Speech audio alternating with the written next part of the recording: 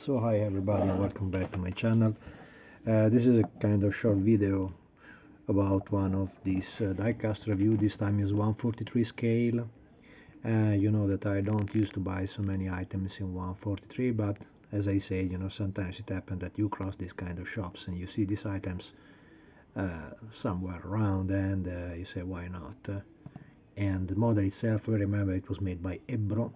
It's a Spanish company making very high quality model. Probably this was a surplus of their production that they decide to sell in this different way, but is exactly a XO model Porsche 935/77. I think this was the car that arrived third in the 24 hours of Le Mans of 1977, and it was extremely attractive for the livery that they had.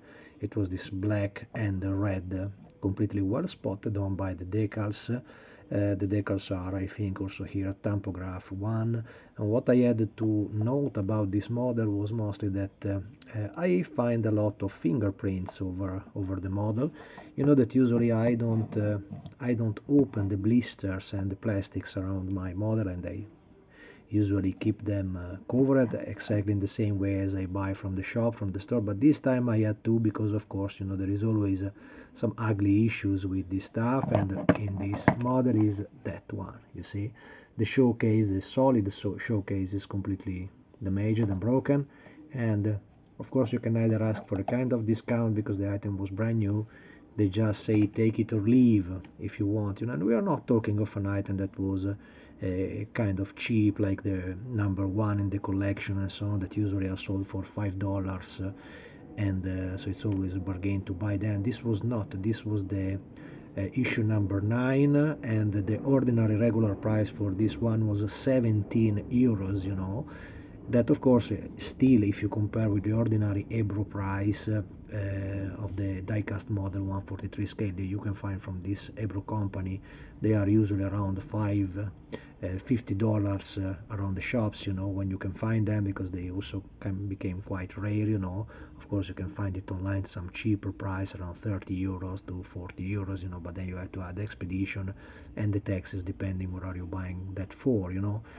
And in my opinion it was anyway worth it, you know. It was just sad because yes, of course this is an issue that I just try to fix in my way, simply reversing the crash. You know, before the crashed part was in front of this one, so it was exactly in front of the car, so I simply opened the blister and take it upside down in the other direction, so it is a little bit hidden by the base, so it's not this big issue for me.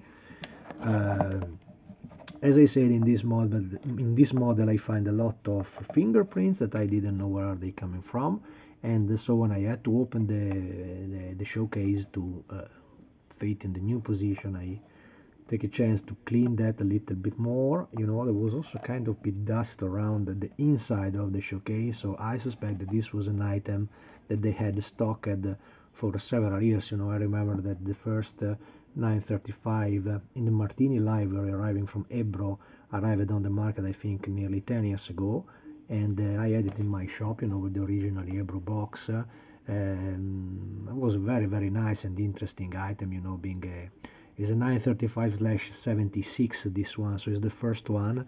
To have an idea, is the one that you can make using Tamiya 112 scale or 120 scale, but not the 124, because Tamiya did this body. They made a similar one but with a different side intake, and this is, I think, absolutely interesting to have a guide if you want to go further in your own production of a 935/76, making this kind of modification. I made it back in time. It was a little bit larger in the back, you know. I didn't add any reference and so on, but this is a perfect reference to do such kind of work.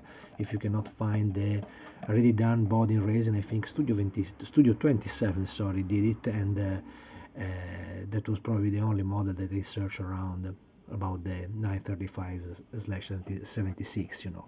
For me it's anyway a absolutely interesting model, and the livery, as I said, is absolutely great and stunning. So it was I wanted to give it a try despite the problem in the showcase, you know.